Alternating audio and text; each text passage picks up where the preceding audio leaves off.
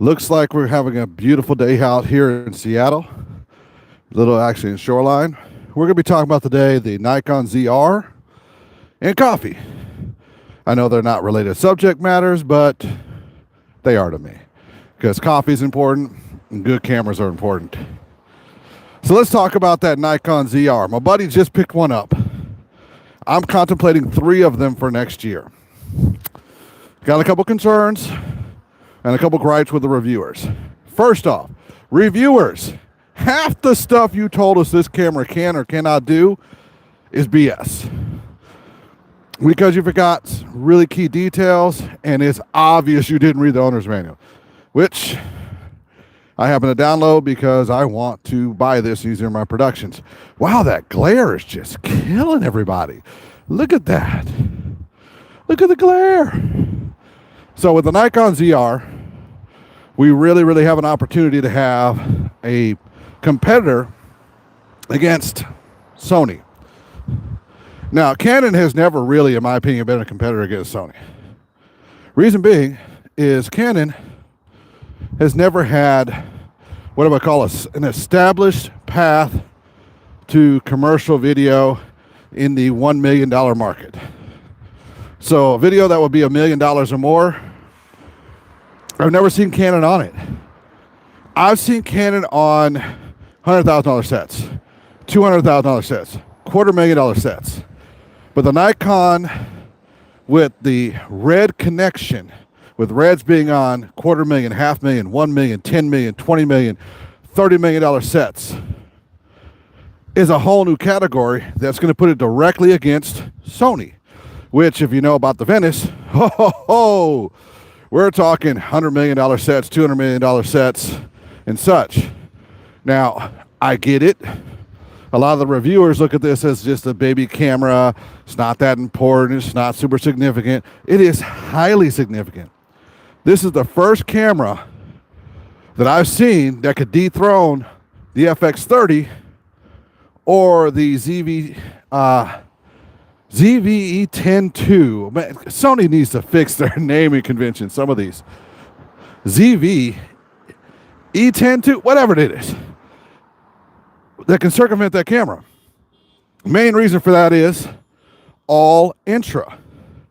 Now, as you move up and you want to move your cinema up, you want to get that high level work, you got to have that all intra. If you ain't got all that all intra, you're toast. And with Nikon coming in at $2,200, not only having an all intra, not only having a log, but having a 12-bit red raw. Talk about getting into the entry level of working in that game. And really, video schools and everything else will have a powerhouse camera. Now, the streaming is going to be the one thing that I'm going to be worried about, the broadcasting, which I'm still learning about. It's hold on a second. I'm getting my coffee here. It's going to be a little bit on the crazy side. And hopefully that red raw is going to come out really good, and you can shoot in red while you're streaming. Now with Sony, say like the ZVE10-2, the FX30, the A7 IV, you can take that camera, take the cell phone like I'm doing right now, I'm just doing a cell phone stream, and you can stream 4K directly from those devices, and it's pretty awesome. It is pretty dang awesome. No, I'm not getting you. Oh yeah, I should probably do that so she realizes that. And that's the part that's kind of crazy. Now the coffee I'm picking up is for my wife.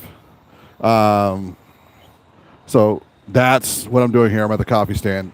I will not be showing the coffee stand out of respect to the people. I know the barista's mom, really cool family. They've been doing this like this is the second generation of it. Now back to the ZR. The ZR is the new way I think everything is going. I think what we're going to have happening is we have these smaller cameras with smaller bodies. I like the body of that ZR. The complaints about the way it's too smooth and everything, they already have a cage, already have a handle. Small Briggs handling all of that stuff and having everything ready. With that, you're looking at 12-bit red.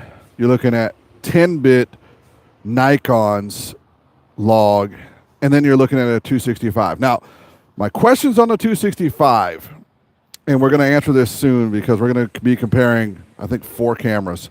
It's going to be the Sony FX30, the Blackmagics, the A7 R4, might throw the 5 in there, and the Nikon ZR.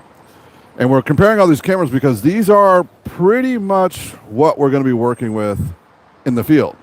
Now, I don't know if many of you know this, but that's probably the most common cameras out there, and the ZR is going directly at those because those are those jobs that you're doing for interviews, small businesses and such.